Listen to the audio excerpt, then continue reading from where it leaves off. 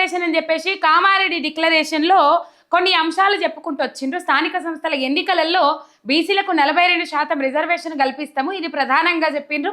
దానికంటే ఇంకా కొన్ని అంశాలు చెప్పిండ్రు. మెయిన్ బీసీలకు స్థానిక సంస్థల ఎన్నికలలో 42% రిజర్వేషన్ అమలు చేస్తాము. ఈ 42% రిజర్వేషన్ అమలు చేసిన తర్వాతనే మేము స్థానిక సంస్థల ఎన్నికలకు పోతాము. బీసీలకు స్థానిక సంస్థలలో 42% రిజర్వేషన్ కల్పిస్తాము. అట్లనే విద్యా ఉద్యోగ అవకాశాలు అన్నిట్లలో కూడా బీసీలకు 42% రిజర్వేషన్ కల్పిస్తామని చెప్పేసి మాట ఇచ్చింది. మేనిఫెస్టోలో పెట్టుకుంది రాష్ట్ర సర్కార్. 2 ఏళ్ల పొద్దైతుంది.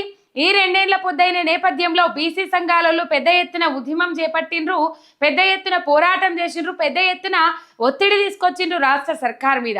ఈ ఒత్తిడికి తలొగ్గిన రాష్ట్ర సర్కార్ జరిపి ఇప్పుడు స్థానిక సంస్థల ఎన్నికలు ఏవైతే ఉన్నాయో ఈ స్థానిక సంస్థల ఎన్నికలలో 42% రిజర్వేషన్ అమలు చేయకపోతే అసలుకే తెట్టగిల పడిపోతాం, ఆగమైపోతుంది. అన్ని వర్గాల నుంచి ఇప్పటికే తీవ్రమైన వ్యతిరేకత ఉన్నది.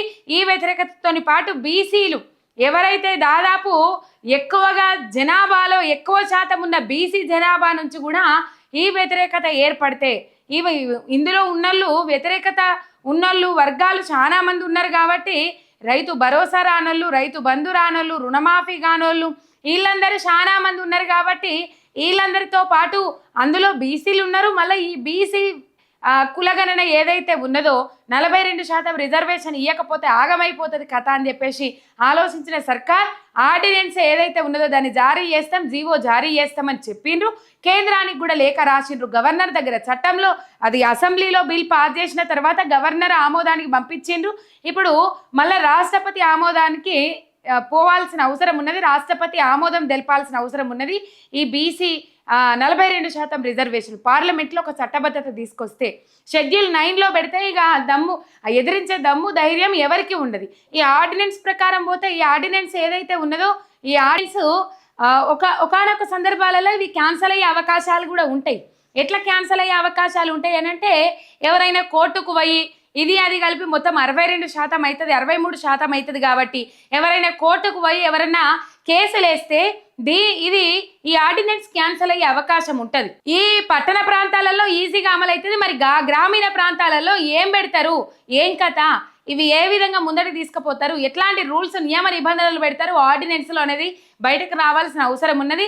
ఒక రకంగా కులగణన చేసి 20 లక్షల నుంచి 30 లక్షల మంది బీసీలను తక్కువ చూపెట్టినప్పటికి కూడా, అట్లా అన్యాయం చేసినప్పటికి కూడా ఈ రాష్ట్ర సర్కార్ చేతిలో ఉన్న 2 పనులు ఏవైతే ఉన్నాయో, ఒకటి ఆర్డినెన్స్, జీవో, 2 కేంద్ర ప్రభుత్వానికి లేఖ రాయడం, ఈ 2 పనులను అయితే చేసి పెట్టేసింది. ఈ 42% రిజర్వేషను ఇవ్వకుండా అమలు చేయకుండా మేము పోము ముందడికి అని చెప్పిర్రు. కాబట్టి మరి చూడాలి స్థానిక సంస్థల ఎన్నికలలో 42% రిజర్వేషన్ అమలు చేసుకుంటా పోతారా పోరా అనేది మనం రేపు చూసుకోవచ్చు. ఒకవేళ పోతే మాత్రం బీసీలకు హర్షించదగ్గ విషయమే, బీసీలకు మంచి చేసినట్లు అవుతుంది. కాకపోతే ఇది ఆర్డినెన్స్ రూపంలో కాకుండా ఇక్కడ జీవో పాస్ చేస్తానన్నారు. ఇప్పుడు మరి కేంద్రం దీనికి అగ్రి అవుతుందా? కేంద్రం ఎట్లా రెడీగా లేదు. ఈ రాష్ట్రాలలో చేసిన కులగణన ఏదైతే ఉన్నదో దాన్ని ఒప్పుకోవడానికి కేంద్రం అగ్రి లేదు, కేంద్రం యాక్సెప్ట్ చేయడానికి సిద్ధంగా లేదు. ఇప్పుడు ఉన్నదల్లా పోరాటం చేయాల్సిందల్లా పోరాటం ఏమీ లేదు. బీజేపీ నాయకులు సెంట్రల్ సర్కార్ మీద ఒత్తిడి తీసుకురావాలి. కంపల్సరీ దీన్ని పార్లమెంట్లో బిల్లు పాస్ అయ్యే విధంగా, రాష్ట్రపతి ఆమోదం తెలిపే విధంగా, దాదాపు రాష్ట్రపతి ఆమోదానికి పోయి ఇప్పటికీ 3 నెలల పొద్దవుతుంది. దీని మీద స్పందించాల్సిన అవసరం ఉన్నది. కాబట్టి మరి బీజేపీ నాయకులు వాళ్ళ మీద ఒత్తిడి తీసుకురావాలి. ఇక్కడ 8 మంది ఎంపీలు ఉన్నారు. కేంద్రంలో 2026లో జనగణన కులగణన చేపడతాము అని చెప్పేసి మోడీ చెప్పిర్రు, బీజేపీ సర్కార్ చెప్పింది. కాబట్టి మరి ఈ రాష్ట్రాలు చేసిన వాటికి ప్రాతిపదికన తీసుకుంటారా లేకపోతే వీటిని క్యాన్సల్ చేస్తారా, అట్లా ముందడి తీసుకుపోతారా అన్న అంశాలు తెర మీదకి రావాల్సిన అవసరం ఉన్నది. బీసీలకు కాంగ్రెస్ ఘరానా మోసం అని చెప్పేసి ఇక్కడ వచ్చింది. ఏంటంటే ఈ ఆర్డినెన్స్ ద్వారా బీసీలకు ఇంకా మోసం చేసినట్లే అవుతుంది. ఏదైతే నేను 4 నుంచి 5 గంటల పాటు చర్చలు కొనసాగినాయి. ఈ చర్చలు కొనసాగిన తర్వాత క్యాబినెట్ ఆమోదం తెలిపింది. క్యాబినెట్లో చర్చలు కొనసాగినాయి. 4 నుంచి 5 గంటల వరకు చర్చలు కొనసాగినాయి. చర్చలు కొనసాగిన తర్వాత పొంగిలేటి శ్రీనివాస్ రెడ్డి, ఈ పొన్నం ప్రభాకర్ వీళ్ళందరూ ప్రెస్ మీట్ పెట్టి చెప్పిండ్రు బీసీలకు 42% రిజర్వేషన్ ఇస్తున్నాము అని చెప్పేసి. బీసీలకు 42% రిజర్వేషన్ ఏదైతే ఉన్నదో ఈ స్థానిక సంస్థల ఎన్నికలల్లా అమలు చేసుకుంటూ పోతాము అని చెప్పేసి వాళ్ళు చెప్పుడు జరిగింది.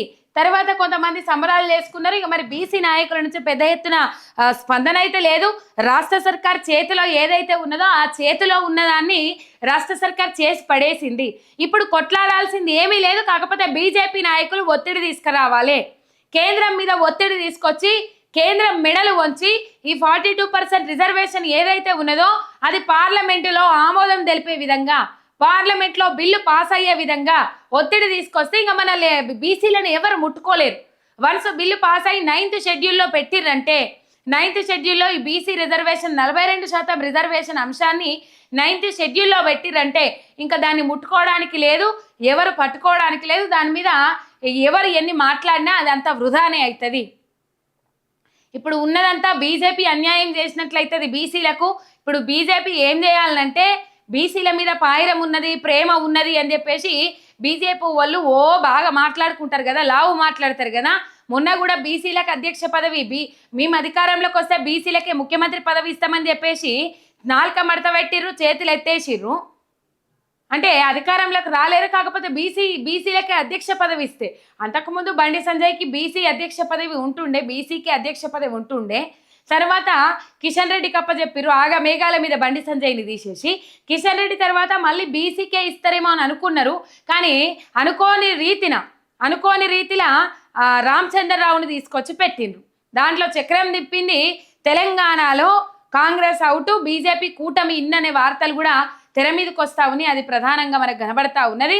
రైట్, మొత్తం మీద ఈ బీసీలకు సంబంధించిన ఈ అంశం ఏదైతే ఉన్నదో ఇక ఈ అంశం గురించి ఇక్కడ రాసుకొచ్చిరు. ఒక రకంగా ఈ ఆర్డినెన్స్ ఎల్లకాలం నిలబడకపోవచ్చు అని అంటే, ఎందుకంటే కోర్టులలో కేసులు వేసినా లేకపోతే వాళ్ళు వేరే రకంగా మేము అన్ని విధాల హక్కులు కావాలని చెప్పేసి, లేకపోతే వేరే వర్గాలకు చెందిన వాళ్ళు కానీ ఇది అది కలిపితే 42% అవుతుంది. కాబట్టి మరి కోర్టులో కేసు వేసిన పక్షాన ఇది నిలబడకపోవచ్చు అని చెప్పేసి కొంతమంది మాట్లాడుతూ ఉన్నారు.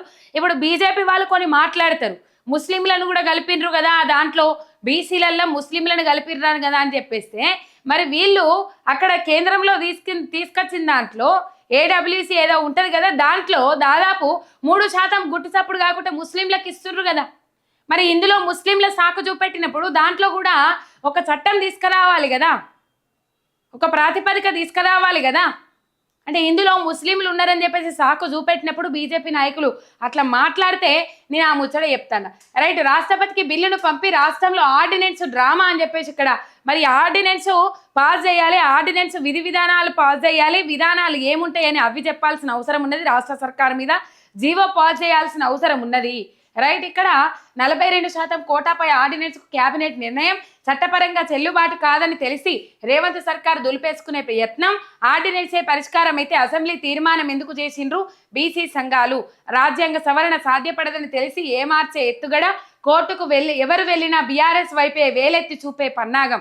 ఇప్పుడు కోర్టుకు ఎవరు పోయినా కూడా ఏం చేస్తారంటే బీఆర్ఎస్ నాయకులే దాన్ని ఎన్నుకున్నారు, బీఆర్ఎస్ నాయకులే దాన్ని అధ్యేస్తా ఉన్నారని చెప్పేసి పన్నాగం ఎత్తుగడ. అట్లా బీసీల నుంచి వ్యతిరేకత బీఆర్ఎస్ పార్టీకి రావాలనే ఆలోచన అయితే ఇక్కడ చేస్తూ ఉన్నారు. ఇప్పుడు ఎవరు వెళ్ళినా కూడా బీసీలు ఎవరు అంటే బీసీలు ఇది 42% రిజర్వేషను, ఇది అసలు మాకు అన్యాయం అవుతుంది, లేకపోతే అట్లయితుంది ఇట్లయితుంది అని చెప్పేసి ఎవరు కోర్టుకు వెళ్ళినా కూడా బీఆర్ఎస్ వైపు వేలెత్తి చూపే పన్నాగాలైతే నడుస్తూ ఉన్నాయి తెర వెనక అనేది ఇక్కడ ప్రధానంగా బీఆర్ఎస్ నాయకులు ఆరోపిస్తున్న ముచ్చట.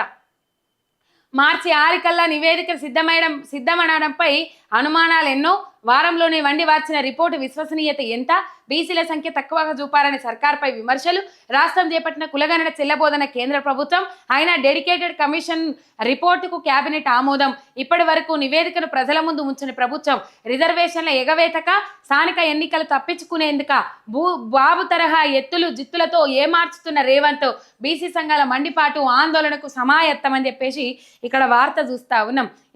ఎత్తుగడ చేస్తా ఉన్నారా ఏంది, స్థానిక సంస్థలు తప్పించుకునే ప్రయత్నం చేస్తున్నారా అంశాలు అయితే తెర మీదకి వస్తూ ఉన్నాయి. ఇక్కడ ఏది ఏమైనప్పటికీ కూడా సరే, ఇక్కడ ఆర్డినెన్స్ జారీ చేసినాము, ఆర్డినెన్స్లో విధానాలు ఏవైతే ఉంటాయో వాటిలో రూల్స్ రెగ్యులేషన్స్ ఏవి పెడతారో దాన్ని బట్టి కోర్టుకు పోతారా పోరా అనేది అంటే పట్టణ ప్రాంతాలలో ఈజీగా అమలు కావచ్చు, కానీ పల్లెటూళ్ళల్లో మారుమూల గ్రామీణ ప్రాంతాలలో దీన్ని ఏ విధంగా అమలు చేస్తారు ఈ బీసీ 42% రిజర్వేషన్ అనేది మనం రేపు చూడాల్సిన అవసరం ఉన్నది. మరి ఎవరైనా కోర్టు మెట్లెక్కుతారా, దాంట్లో విధి విధానాలు ఏం అమలు పెడతారు, ఈ రూల్స్ రెగ్యులేషన్స్ ఏం అమలు పెడతారు అనేది అమలు చేస్తారనే దాని మీద కోర్టుకు పోతారా పోరా అన్న అంశాలు అయితే తెర మీదకి వస్తాయి. మొత్తం మీద ఇది ఎవరు కోర్టుకు వెళ్ళినా బీసీలో లేకపోతే ఈ 42% రిజర్వేషన్కు వ్యతిరేకంగా ఎవరు కోర్టుకు వెళ్ళినా దాన్ని బీఆర్ఎస్ మీద నెట్టేసే పన్నాగం పన్నుతా ఉన్నది కాంగ్రెస్ పార్టీ అని చెప్పేసి ప్రధానంగా ఇక్కడ వినబడుతున్న మాట. అంతన్నారు ఇంతన్నారే బీసీ డిక్లరేషన్ కామారెడ్డి 10/11/2023లో ఈ బీసీ డిక్లరేషన్లో ఇచ్చిన అంశాలు ఇవి. కులగణన, బీసీ కమిషన్ నివేదిక ఆధారంగా బీసీల రిజర్వేషన్ల పెంపు, స్థానిక సంస్థల ఎన్నికల్లో బీసీ కోటా 23 నుంచి 42% పెంపు, పంచాయతీలు మున్సిపాలిటీల్లో 23,973 మంది బీసీలకు రాజకీయ ప్రాతినిధ్య అవకాశం, స్థానిక సంస్థల్లో బీసీ రిజర్వేషన్ల ఉపవర్గీకరణ, ప్రభుత్వ సివిల్ కన్స్ట్రక్షన్ నిర్వహణ కాంట్రాక్టులలో 42% రిజర్వేషన్లు, ఎంబీసీ కులాల అభివృద్ధి పర్యవేక్షణకు ప్రత్యేక మంత్రిత్వ శాఖ ఏర్పాటు, 50% గోడను కూలగొడతాం, 34/2025 నాడు రాహుల్ గాంధీ మాట్లాడిన ముచ్చట ఇది. మేము కులగణన చేసి చూపిస్తామని పార్లమెంట్లో చెప్పినాం. కోటాపై కట్టిన 50% కృత్రిమ గోడను కూలగొడతామన్నాం. తెలంగాణలో లక్షల మందితో సంప్రదించి ప్రశ్నలు ఖరారు చేశారు. కులగణన పక్కాగా చేయడంతో పాటు 50% దాటొద్దన్న పరిమితిని కూడా బద్దలు కొట్టే ప్రయత్నం చేశారు అని చెప్పేసి ఇక్కడ చూస్తా ఉన్నా. కాకపోతే బీసీ కులగణన ఏదైతే చేపట్టిందో రాష్ట్రంలో రాష్ట్ర సర్కార్, దాంట్లో బీసీలను ఒక 20 లక్షల నుంచి 30 లక్షల మందిని తక్కువ చూపెట్టిండ్రు. ఈ తక్కువ చూపెట్టిన నేపథ్యంలో కాంగ్రెస్ ఎమ్మెల్సీలే ఈ కులగణన పత్రాలు చింపేసి కాలబెట్టిన పరిస్థితులు మనం చూసినాము. కొన్ని జుగుప్సాకరమైన మాటలు కూడా మాట్లాడింది మనం చూసినాము. ఇన్ని విధాలుగా హామీలు ఇచ్చి ఇలా 42% రిజర్వేషన్ అని చెప్పేసి ఆర్డినెన్స్ తోని ప్రజలను మభ్యపెట్టే ప్రయత్నం చేస్తా ఉన్నది రాష్ట్ర సర్కార్ అని చెప్పేసి ఇక్కడ ప్రధానంగా వినబడుతున్న అంశము. రైట్, స్థానిక ఎన్నికల్లో 42% కోటా రేవంత్ మాట్లాడింది. ఇది 4/2/2025. రాష్ట్రంలో త్వరలో జరగనున్న స్థానిక ఎన్నికల్లో బీసీలకు 42% కోటా కల్పిస్తాం. అందుకోసం రాజ్యాంగ సవరణ చేయాల్సి ఉంటుంది. ఒకవేళ చట్టపరంగా కల్పించలేని పరిస్థితి ఏర్పడితే కాంగ్రెస్ పార్టీ పరంగా 42% సీట్లు ఇస్తుంది. బీఆర్ఎస్ బీజేపీలు 42% సీట్లు బీసీలకు ఇవ్వాలి. సమగ్ర ఇంటింటి సర్వేపై శాసనసభలో మాట్లాడుతూ రేవంత్ రెడ్డి చేసిన వ్యాఖ్యలు ఇవి. అన్ని పార్టీలు 42% ఇవ్వాలి, వేరే కాంగ్రెస్ పార్టీ కూడా 42% ఇస్తుంది అని చెప్పేసి మాట్లాడారు. మరి ఇప్పుడు ఆర్డినెన్స్ ఎందుకు జారీ చేసిండ్రు అనేది పెద్ద ప్రశ్న. ఈ ఆర్డినెన్స్లో విధి విధానాలు ఏవైతే ఉంటే అవి జారీ చేసిన తర్వాత ఏ అంశాలు తెర మీదకి వస్తాయి అనేది మనం రేపు మాట్లాడుకోవచ్చు.